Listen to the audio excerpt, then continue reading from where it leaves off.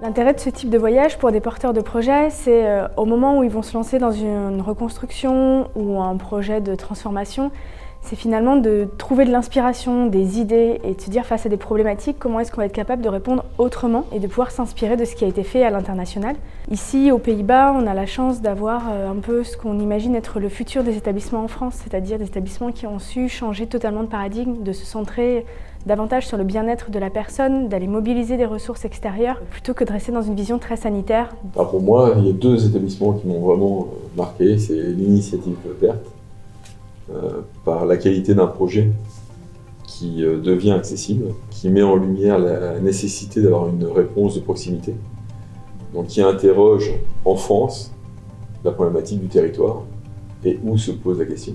Et le village Alzheimer, où si je resitue la création d'il y a 12 ans, aujourd'hui nous trouvons que ce village est exceptionnel.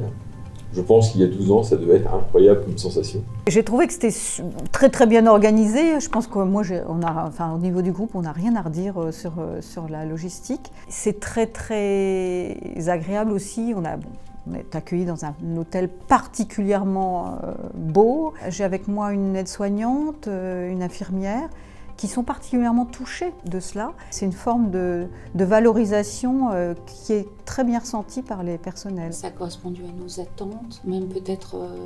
je pensais même pas que ça allait aussi beaucoup plus engager chez moi de la réflexion et de me dire qu'il y a peut-être en effet d'autres façons d'apporter des réponses. Et puis ce qui était très intéressant aussi, c'est le partage avec les autres membres du groupe. Parce que voilà, la possibilité de recroiser les regards, d'échanger, ça a été aussi très riche.